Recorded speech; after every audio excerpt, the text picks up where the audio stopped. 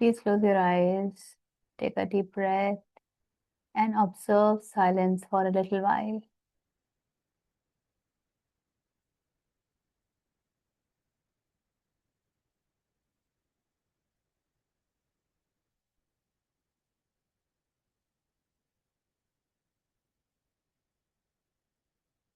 Get centered, get grounded.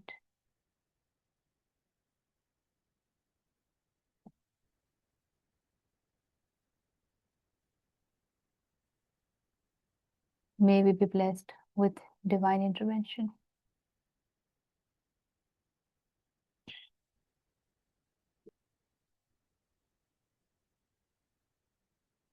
नमस्ते, श्री राधे, सबका स्वागत है।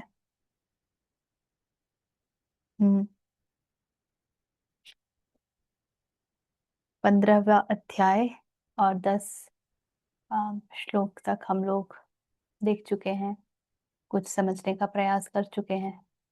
होपफुली हम सबके जीवन में कुछ तो परिवर्तन आ रहा होगा। कुछ है पीछे से जो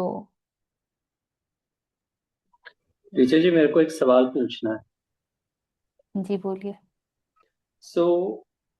लास्ट सेशन में हम लोग बात कर रहे थे इंद्रियों के वासनाओं से हमें मुक्त होना है, ठीक है। और उस दरम्यान फिर एक बात वहां पे आपने कही थी कि काफी बार ऐसा होता है कि सपोज हम कुछ वेब सीरीज भी देख रहे हैं, तो जब तक वो वेब सीरीज खत्म नहीं होता है तब तक फिर आप उसी में जुड़े रहते हैं, मतलब जब तक वो खत्म नहीं हो जाता तब तक। तो ये भी एक क्या कहते हैं उसको, ये भी ये दिखलाता है कि इंद्रियां आपको कंट्रोल कर रही हैं, माने मन आपको कंट्रोल कर रहा है। आ, निर्भर करता है कि आप देख क्या रहे हैं। मान लीजिए आप कीर्तन में बैठे हैं, आप गा रहे हैं, बजा रहे हैं, झूम रहे हैं, तो इंद्रियों का ही तो प्रयोग कर रहे हैं ना। जो भी इनपुट आ रहा है वो इंद्रियों के माध्यम से ही भीतर आ रहा है। हम्म? आप सुन रहे हैं या आप कुछ पढ़ भी रहे हैं, आंख का प्रयोग तो हो रहा है ना, इंद्रियों का प्रयोग तो है। लेकिन वो आपको किस दिशा लेकर के जा रहा है, ये बहुत महत्वपूर्ण है। तो क्या आप कहेंगे कि नहीं, मुझे कीर्तन में शामिल नहीं होना, क्योंकि क्योंकि इंद्रियों के सहयोग के बिना तो कुछ भी कर पाने की क्षमता हम में है ही नहीं। हमारा ढांचा, हमारी बनावट ही वैसी है। इंद्रिय तो साथ चलेंगी ही, और इंद्रियों के साथ में वासना भी चलती है। फिर जैसे हम कहते हैं कि दिक्कत डिजायर में नहीं है, इच्छा में नहीं है, ऑब्जेक्ट ऑफ डिजायर में है। किस चीज की इच्छा करते हैं उसमें दिक्कत है, कि आप कृष्ण की ओर दृष्टि करते हैं या माया की ओर। हम्म? ठीक उसी प्रकार जैसे आप दांतों के डॉक्टर के पास जाते हैं ना, तो वो आपको और एक दर्द देता है। दांत अगर निकलवाने की आवश्यकता पड़े, या मान लीजिए किसी को एक सर्जरी की आवश्यकता पड़ गई है, बहुत पेन है तभी सर्जरी करवा रहे हैं, ऐसे तो नहीं करवा रहे हैं। और सर्जरी के बाद भी पेन होगा, ऐसा तो नहीं है कि तुरंत आप उस कष्ट से मुक्त हो जाएंगे। लेकिन वो जो पेन है जो आपको सर्जरी के बाद मिलता है, वो आपको इस पेन से जो दिन रात टब टब दर्द दे रहा था, उससे आपको छुटकारा दिलाता है। तो जब आप जो देख रहे हैं, यदि वो ईश्वर की ओर जाने के लिए प्रेरित कर रहा है, तो वो वासना से भी आप मुक्त हुए नहीं हैं। तो वासना का ही प्रयोग करेंगे, बस वासना को सही दिशा में मोड़ देंगे। और तब आप जब उस प्रकार वासना को मोड़ेंगे तो धीरे धीरे वासना की पकड़ स्वतः ही ढीली होगी, क्योंकि आप जो देख रहे हैं वो आपको बता रहा है कि क्या उचित है, क्या अनुचित है, वगैरह वगैरह। इसीलिए विवेक का बहुत महत्वपूर्ण रोल होता है। किसी भी बात को आप बिल्कुल ऐसे नहीं पकड़ सकते हैं कि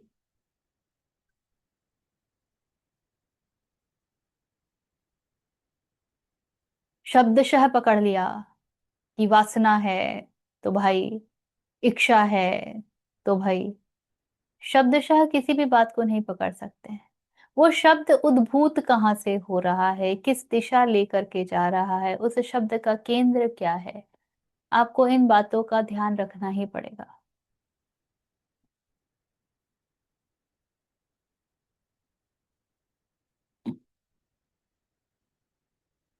इसलिए उस वासना वासना को हम जहां हैं हम उसे शुभ मान सकते हैं, क्योंकि वो वासना उस दिशा जा रही है जहां वो स्वयं मृत्यु को स्वीकार करेगी।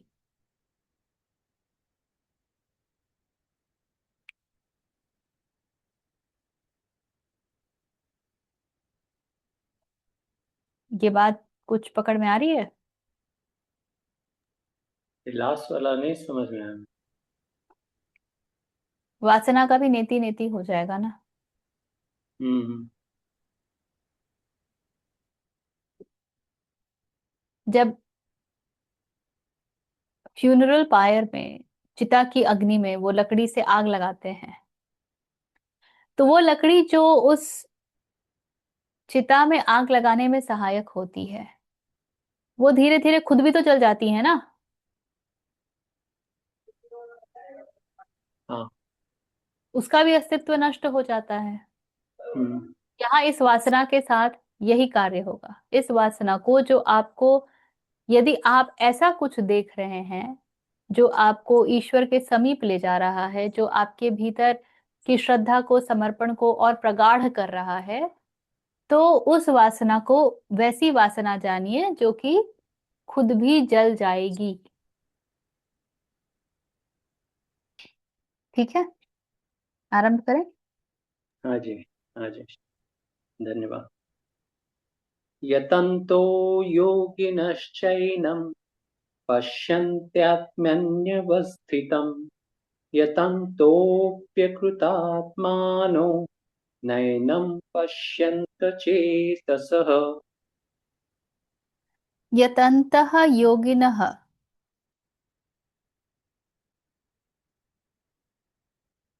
the yogi is striving,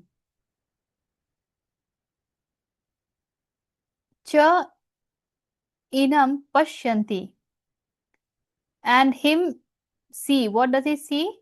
Atmani avasthitam. He see in in himself that the Atman is avasthit. Yat antah, striving, api, even, akrita amantah,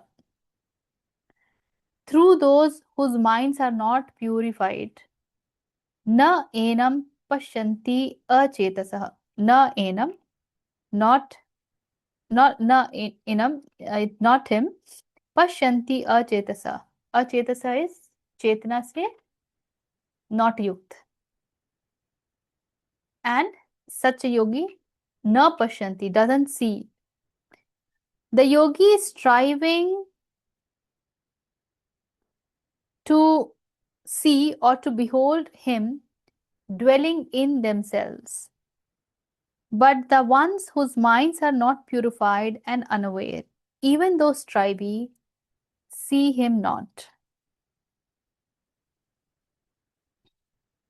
यत्न करने वाले योगी जन भी अपने हृदय में स्थित इस आत्मा तत्व को तत्व से जानते हैं, किंतु जिन्होंने अपने अंतःकरण को शुद्ध नहीं किया है, ऐसे अज्ञानी जन तो यत्न करते रहने पर भी इस आत्मा को नहीं जानते हैं।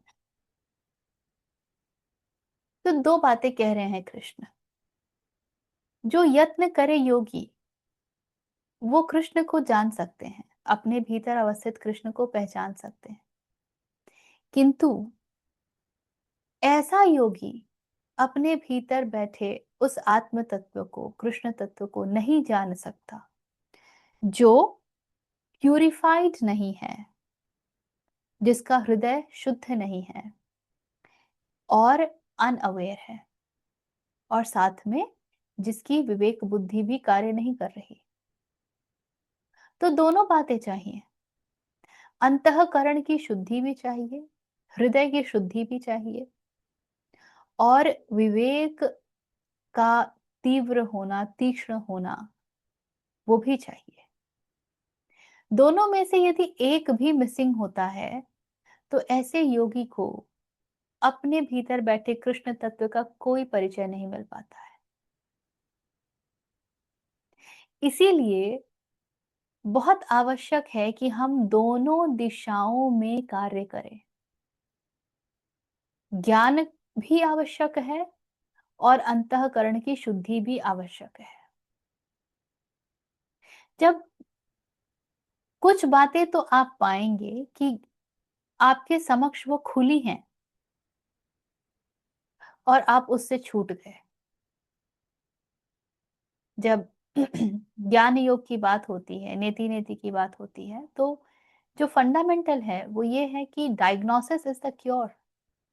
Knowing that this is the challenge is the cure, because they do not say the entire process in between. Knowing that is the cure, पर उसके बीच में एक गैप है। How it is the cure? It is understood कि जैसे ही आपने उसे जाना, आप उस ओर उन्मुख हो गए, उस पर रोशनी पड़ गई, तो अब आप मनन चिंतन द्वारा उसे जला देंगे। यदि आपको अपनी एक वृत्ति समझ आ गई है तो आप मनन चिंतन द्वारा उसे जला देंगे। इसीलिए योगी घोर तप में विलीन होते हैं, और तप हर करण का हर प्रकार का होता है। जो पतंजलि योग सूत्र के शुरू के नियम हैं वो सब तप हैं। यम, नियम, आसन, प्राणायाम, ये सब कुछ तप है। तो एक तरफ योगी जान जाता है और फिर तप से उसे जलाने में भी लग जाता है। और कई बार योगी को नहीं मालूम होता है, तो फिर हमारे पास ये पूरा मार्ग पतंजलि ने बना दिया है, जिस पर जब आप चलेंगे तो स्वतः ही आपके जो आपकी वृत्तियां हैं वो जलेंगी। इसीलिए डायग्नोसिस क्योर बन जाता है, because it is being taken for granted कि एक योगी को जब मालूम चलेगा तो वो वहां पर रुक नहीं जाएगा। इसीलिए वो योगी है, वो कोई साधारण मनुष्य नहीं है। लेकिन हमारी बात थोड़ी अलग हो जाती है। हम जान तो जाते हैं, लेकिन हमने अपने आसपास इतना ताना बाना बुन रखा है कि हम उस गहरे रूप से मनन चिंतन में उतर ही नहीं पाते हैं। ये हमारी दिक्कत है, ये हमारी बहुत गहरी दिक्कत है। पर कृष्ण कह रहे हैं कि जान जाओ और उसके बाद आत्मशुद्धि में लग जाओ। तो शुद्धि आहार, विचार, व्यवहार, भूत शुद्धि। भूत शुद्धि की तो बकायदा प्रक्रिया कराई जाती है कई स्थानों पर। जो आपके पंचभूत हैं उनका शुद्ध हो जाना, आपके भीतर जो वायु हैं, पंचवायु, उनका एक बैलेंस में आ जाना। जिस वायु का जितना कार्य है वो उतना ही करे, कोई भी वायु ज्यादा या कम ना करें।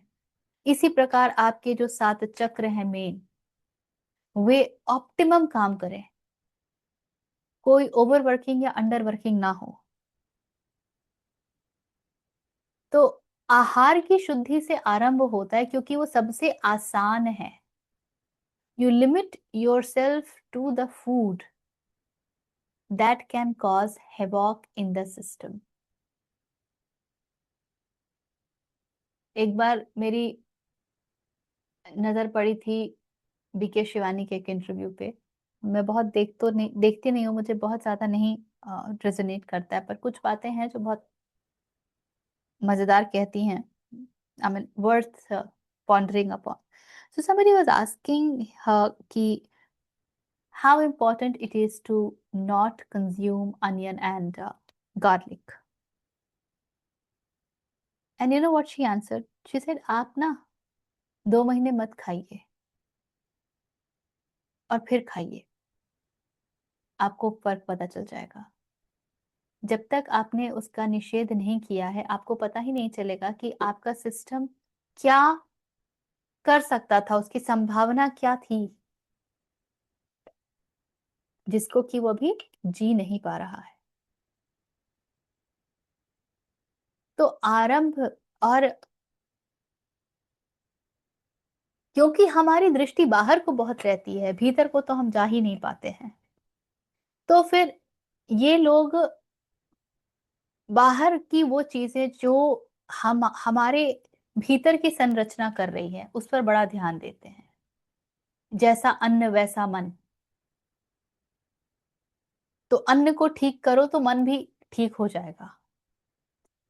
तमस खाओगे तो मन तमस की ओर भागेगा, रजस खाओगे तो मन रजस की ओर भागेगा।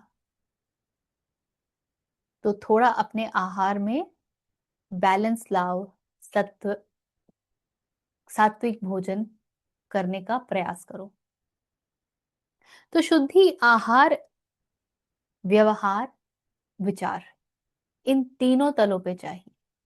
जब मन में किसी के प्रति कोई द्वेष आए,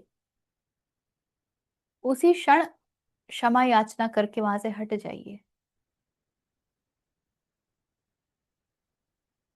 उसको उस उसके साथ इंगेज होकर के उसको और आगे और आगे और आगे मत बढ़ाइए। जब कभी लगे पता नहीं ये लोग ऐसे करते हैं, तुरंत रुकिए उनकी यात्रा। ईश्वर करे सद्बुद्धि जल्दी आ जाए, यही प्रार्थना है। कहानी खत्म, फुल स्टॉप। उन्होंने ऐसा क्यों किया, क्या किया, अब उसको मत रहे हैं, मत रहे हैं, ये मत कीजिए। तो ऐसा योगी जो जिसका अंतःकरण शुद्ध हो चुका है, लेकिन उसके पास विवेक बुद्धि जागृत नहीं हुई है, यही योगी जो है ना भक्त हो जाता है। हृदय से बड़ा शुद्ध है, लेकिन हे प्रभु तुम ही हो, मैं तो छोटा, मैं नीच, मैं पापी। वो स्वयं को बहुत दुर्बल भी महसूस करने लगता है। उसे समझ ही नहीं आता है कि कैसे इस पार से उस पार जाया जाए। ये होता है जब सिर्फ हृदय की शुद्धि पर ध्यान दिया जाता है। ठीक इसके विपरीत, जब सिर्फ क्लैरिटी अवेयरनेस पर ध्यान दिया जाता है, बहुत समझ आ चुका है, ये एक एरोगेंस को भी लेके आता है कि भाई मुझे तो इतनी क्लैरिटी है।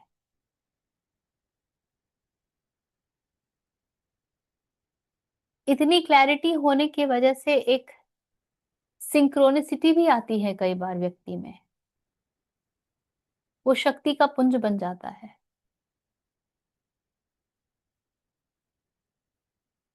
और क्योंकि भक्ति नहीं है तो वो खतरनाक हो जाता है। तो कृष्ण कहते हैं दोनों चाहिए। The ones whose minds are not purified and unaware, even though strive, तो वो कितना भी प्रयास कर लें, even though striving seize him not, उनको नहीं, इसका भान ही नहीं होगा कि कृष्ण भीतर ही बैठे हुए हैं।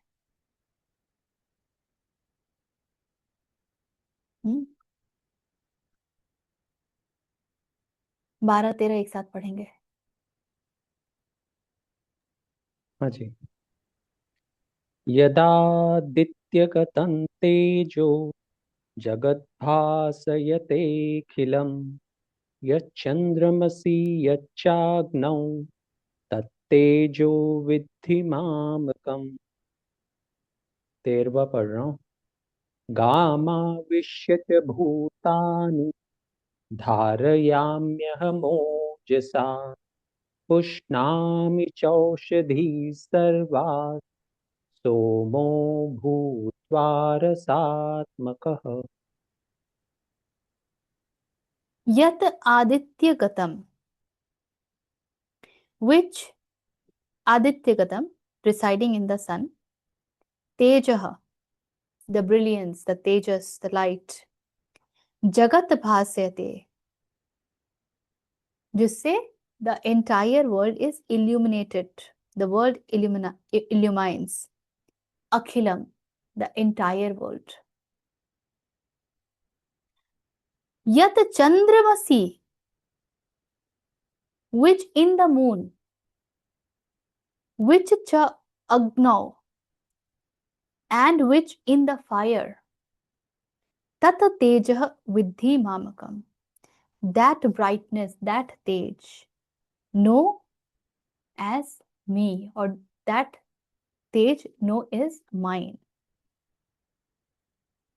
The light residing in the sun that illumines the whole world, that which is in the moon and in the fire, know that light to be mine. Gam avishya cha bhutani. Gam avishya is, Gam is the earth, permeating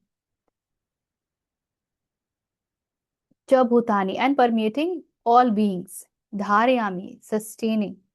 Aham ojas, my energy. Pushnami, Pushnami is nourishing. इसी से शब्द पोषण निकला है। पुष्णामि च औदशी, I nourish the herbs, and sarva som, sarva all, som is moon, bhutva ras atmakah, becoming the ras, atmic ras of the som. Permeating the earth with my energy, I support all beings and I nourish all the herbs, becoming the moon of ras. सूर्य में स्थित जो तेज संपूर्ण जगत को प्रकाशित करता है, तथा जो तेज चंद्रमा में है और जो अग्नि में है, उसको तू मेरा ही तेज जान। और मैं ही पृथ्वी में प्रवेश करके अपनी शक्ति से सब भूतों को धारण करता हूँ, और रस स्वरूप अर्थात अमृतमय चंद्रमा होकर संपूर्ण औषधियों को अर्थात वनस्पतियों को पुष्ट करता हूँ।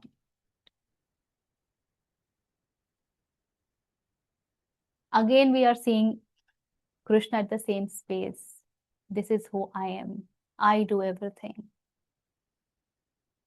I am the tejas of sun and moon and all of that.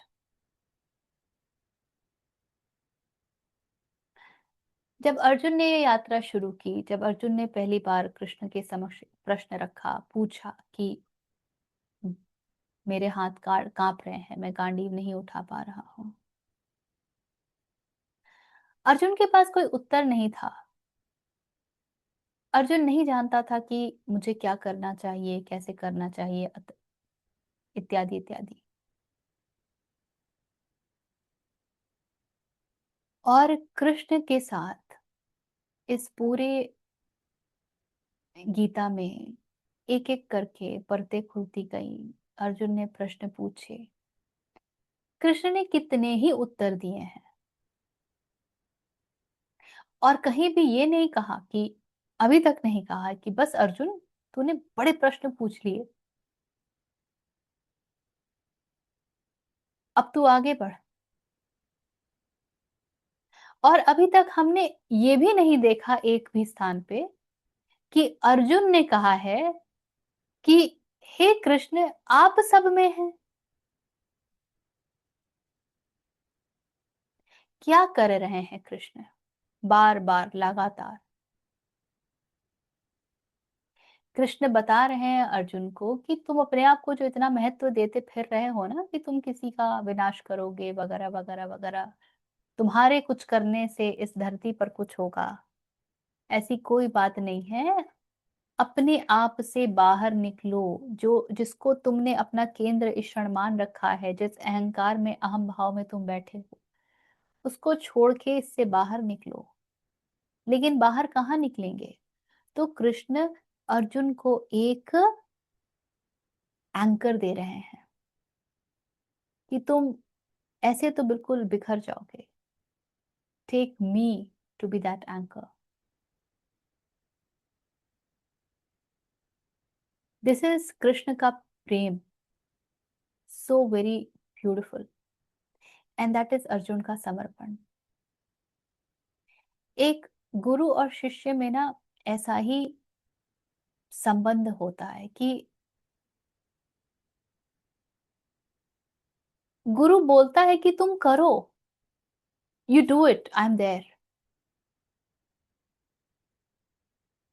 You go and do it, I am there. अब कह रहे हैं ये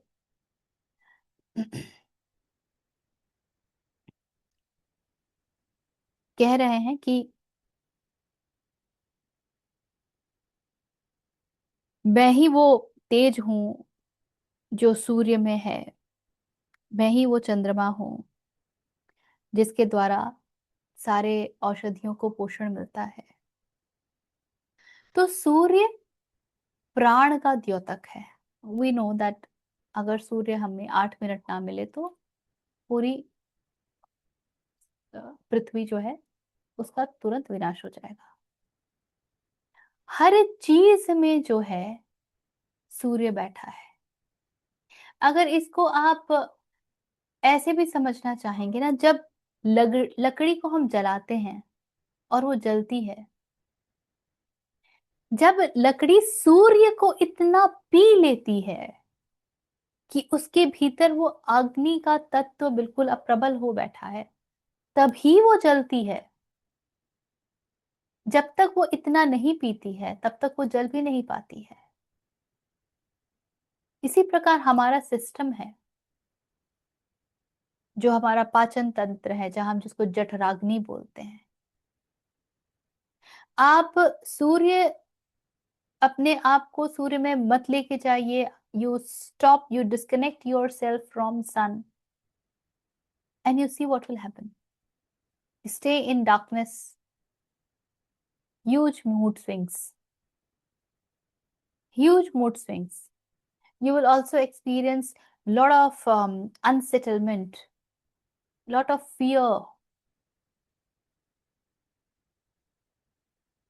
क्योंकि उस ऊर्जा का हमारे ऊपर बहुत प्रभाव है। हम हैं ही उस ऊर्जा से बने हुए ना।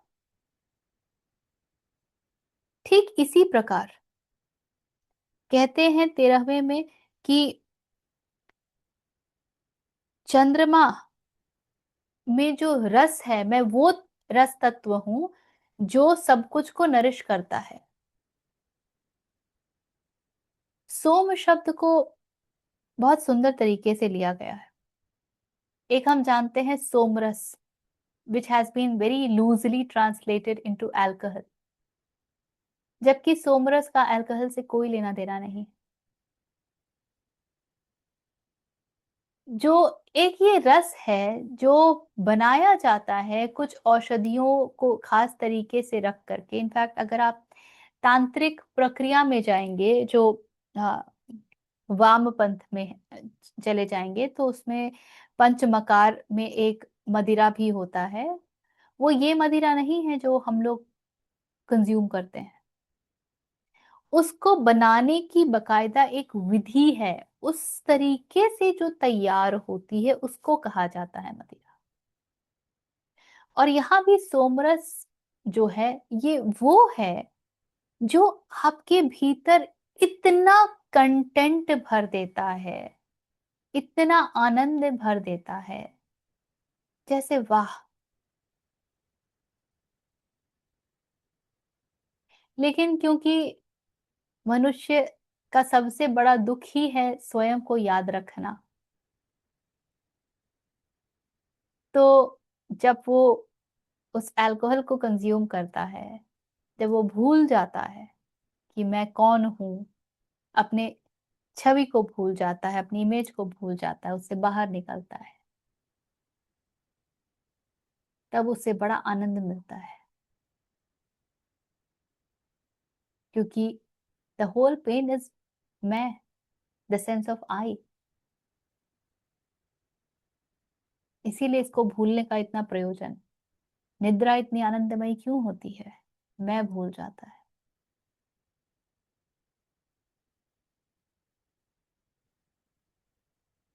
अब इस सोमरस को, इस चंद्रमा को, इस सोम को चंद्रमा के नाम से भी हम जानते हैं। चंद्रमा को भी सोम कहा गया है।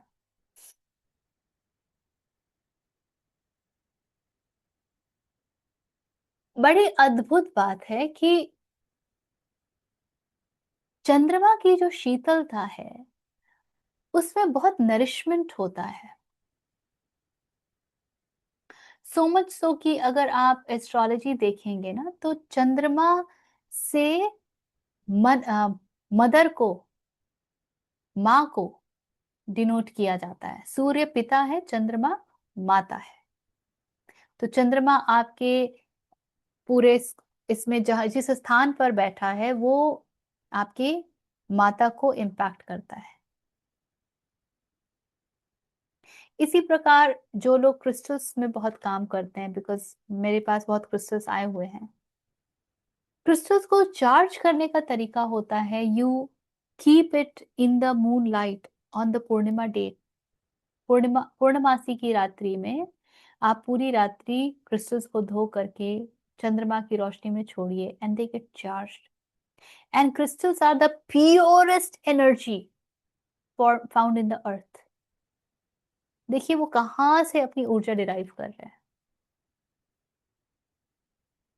इसी प्रकार कहते हैं कि प्रत्येक औषधि का जो आधार है, जो उसमें ये गुण आता है कि वो नरिश कर सकती है, वो ठीक कर सकती है, वो सिर्फ इसलिए आता है क्योंकि उसके भीतर भी चंद्रमा का अंश होता है।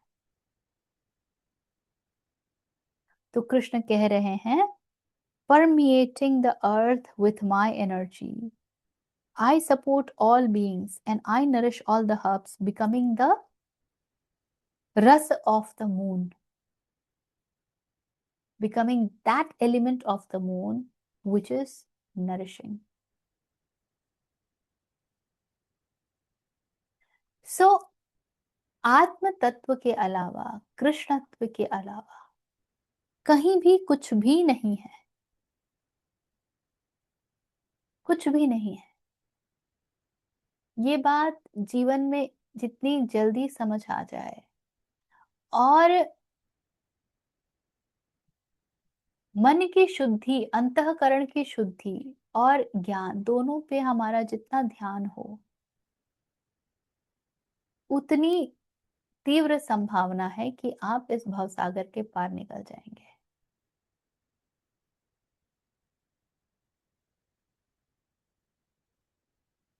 यहीं पर विराम देंगे।